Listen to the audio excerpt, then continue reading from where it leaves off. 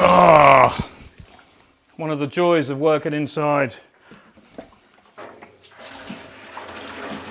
Still, that's pretty good now.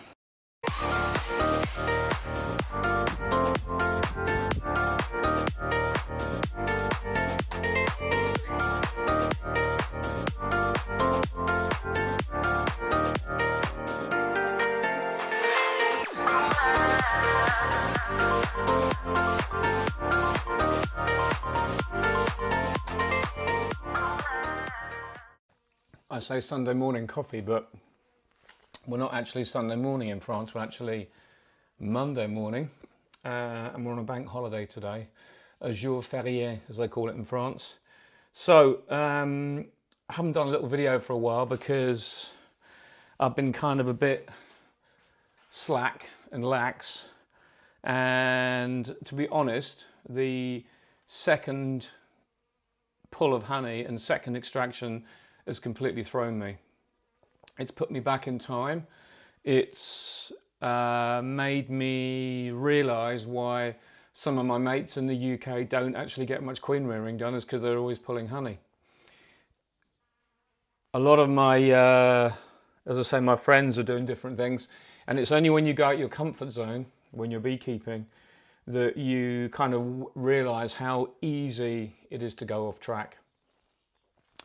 So I have, in total now, this here is our 9th barrel of honey. That is as good as full. But what I did was I put about 180 kilos into my, we call it a maturateur in French, but it's actually a honey settling tank. And then from then I potted up some honey into my plastic pots that we use. Now, this is not to label spec in France, I repeat that. Okay, so we buy these pots ready-made. They come in a box from Nico, make these. They come ready done, miel de Bretagne, and I put a sticker on that says miel de printemps, which means spring honey.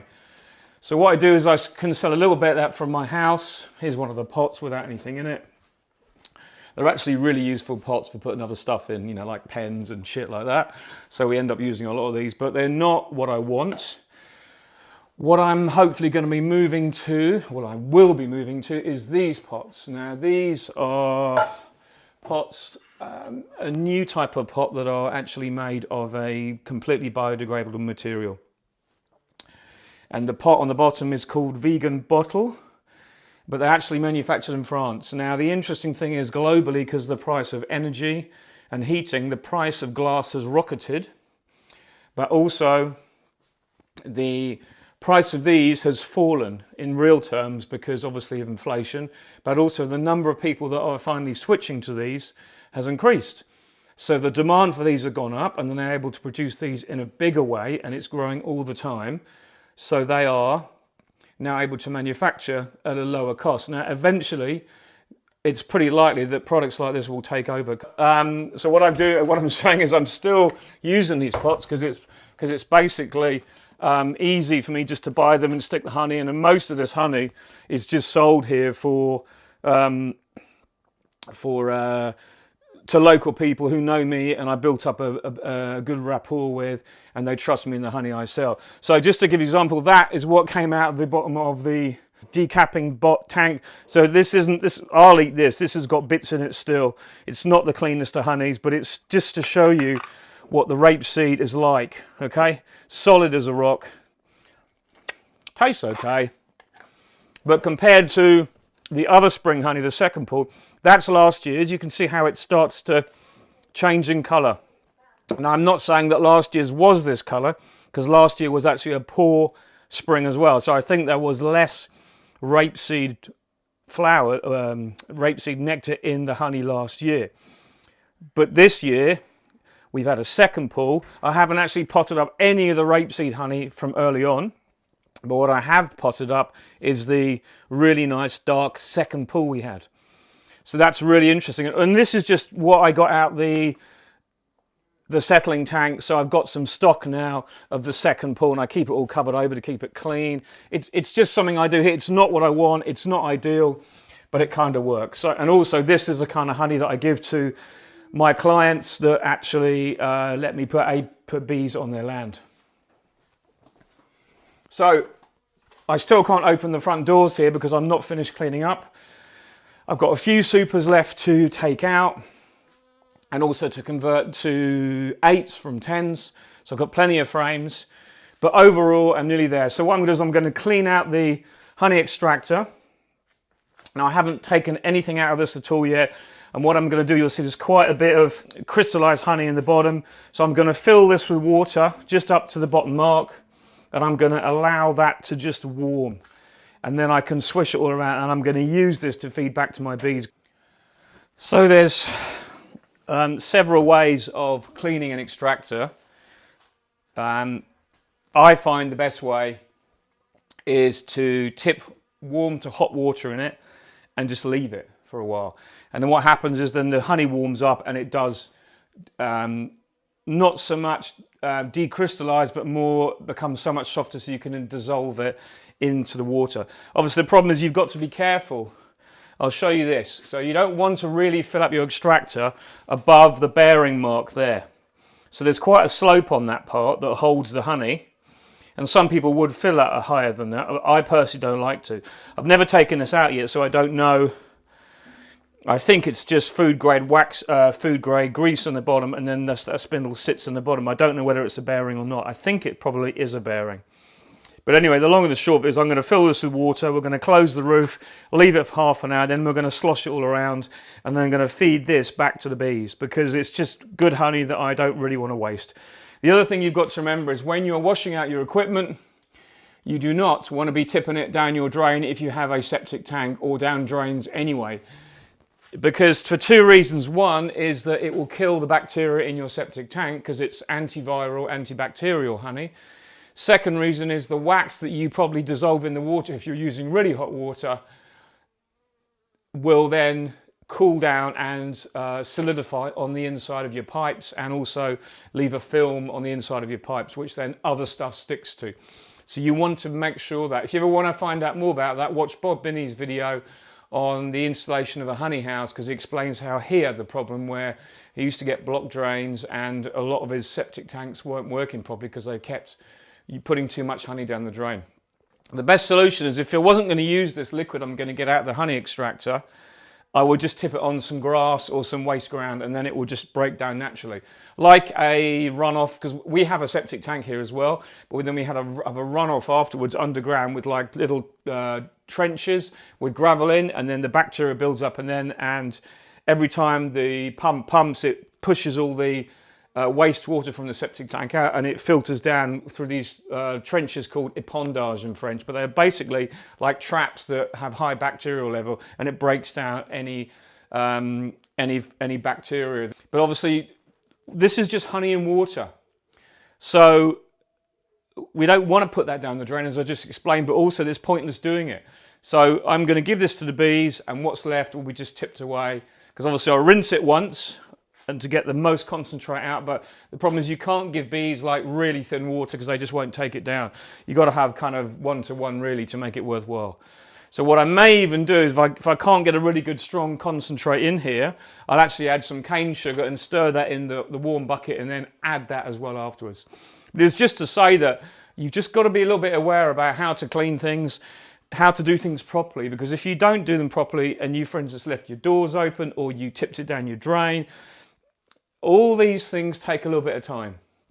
All these things have a process, and there's a way of doing most things. I'm not saying this way is perfect, because to be honest, I'd rather take this outside and do it outside, but it's still bolted down to my pallet here. So what I'll do is I'll rinse it and wash it all out here, then I'll take the whole thing outside after it's been virtually cleaned, and then all this will get cleaned as well, all the floor. This has got to be empty, then I'll probably take that outside and pressure wash it outside. But the table is done, most of the floor is done here, just got to get these last supers done, and then I'm free to open the doors, and there shouldn't be too much hassle. But it just takes organisation. You can't have a honey house without having all the stuff that goes with it. It's unfortunately what we call the nature of the beast. So I'm just going to tip this in, and you'll see that it actually works really well because nice hot water. Obviously, I'm saying again, you don't need hot water, but I will do in this case because I'm actually softening the honey, and the water will go cool quite quickly. However, if you were just rinsing things out with not too many stubborn stains in that, you don't need the water that hot. Because we don't want to dissolve the propolis, we just want to move the honey. So that'll do for now. And then what I'll do is I'll close this up, and all the steam will then rise up, and I'll rinse it all off afterwards. You see, the steam will then rise up in here, and it will actually warm the whole place up. If you wanted to, you could actually put warming cables underneath your extractor, which I know quite a few people do, and around it, and then you could actually help yourself remove all this by just warming it up, but it's just not ideal. You can see the steam is rising in there now, and it will all get nice and humid, and then I'll be able to rinse it out pretty quick. And that's why I need to put the bucket underneath and close that properly. So I've already started cleaning this out, and I just wanted to show you really quickly how you can tell the quality of a machine when you... It's like buying a car of someone. If you want to find out what a car's like, go and wash it before you buy it, because you get to see every part of the surface of the car. If you want to find out what a extractor's like, clean it, because you end up finding out what it's like on the inside, okay? So you can just see here, I've actually started washing this off, and really quickly, all this has come out really clean because I left it get warm. And this is what I talk about process. You can see the bit inside is all starting to loosen off. It's just easy to just flick it out. You'll see where the frames sit, you get a lot of honey and propolis just sitting there, but it gets soft and it just comes off. This is what I'm talking about. You've got to just let, if you know a little bit about how to do things, you can save yourself an awful lot of time and stress by just letting the things you can do help out. The other thing you've got to remember is an extractor on the inside has got a lot of knobbly sharp points, okay? So just remember, go in there with a sponge or a cloth. Don't so much use your hands to wipe stuff out, because you may just find a piece of the metal that wasn't machined or just rubbed down. You know, I have to say that I'm pretty impressed overall with this, because the inside of the machine, nothing is catching, it's all coming off pretty easily, which means to me that it was built with a bit of care.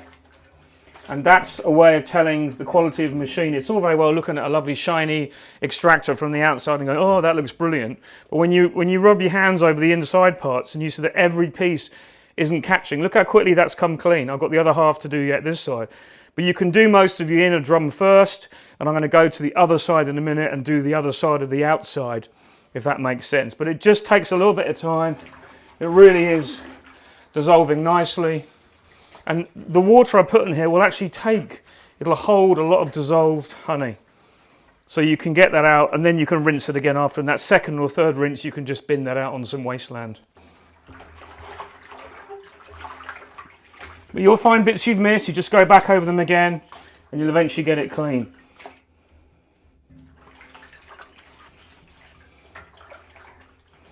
One of the jokes we say is in beekeeping is that went down like finding a super of honey after you clean the extractor, because it really is a bit of a pig of a job, this, and you always end up getting a few nicks on your fingers and stuff like that.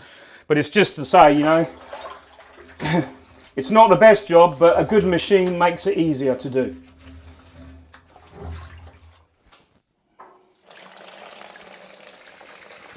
Always try and filter the majority of wax out if you can at the start.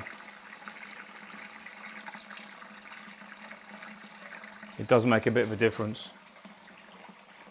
What I'll do is I'll run another load of water through there to rinse it off.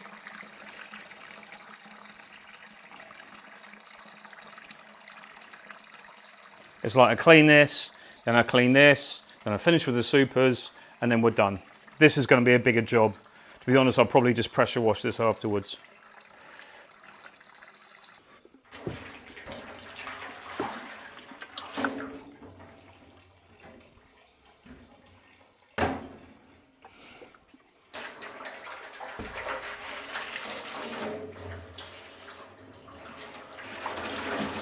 Still, that's pretty good now.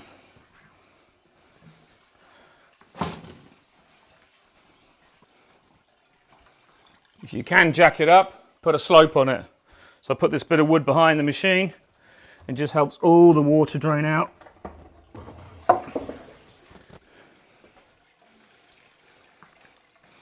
So what I'm going to do is I'm going to add a load of sugar to this water, and then I'll stir it and stir it and stir it, and hopefully that will increase the sugar level for my bees, and then obviously they'll benefit from both types of sugars, fructose and saccharose, which is mostly in the granulated sugar. But I've got enough just to add in, and so I'm kind of using everything, and everything is going to work out fine. They'll get a good feed this evening. I've got like 10 nukes down the bottom that I have had here that I should have fed about 2 weeks ago that I haven't had a chance, because a lot of my syrup is actually at the old workshop still, which I'll be bringing back here when the time is right.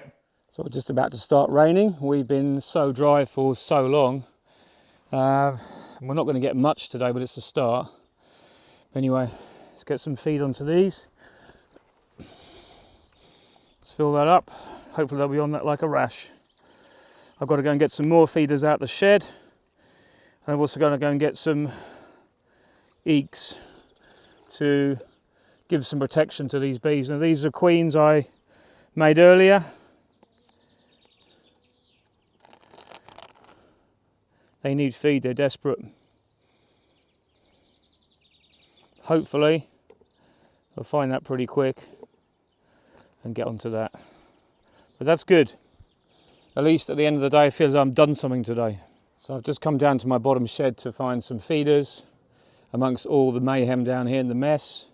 And what do I find? Isn't that just the cutest little swarm?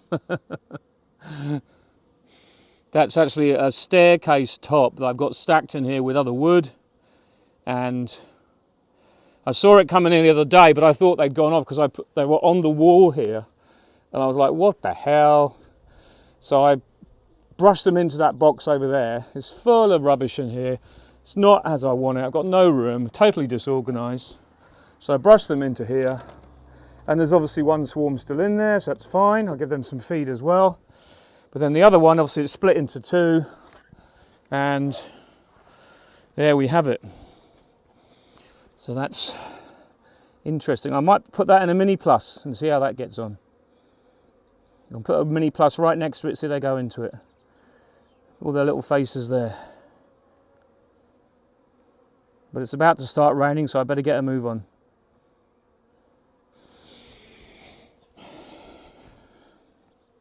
Whatever.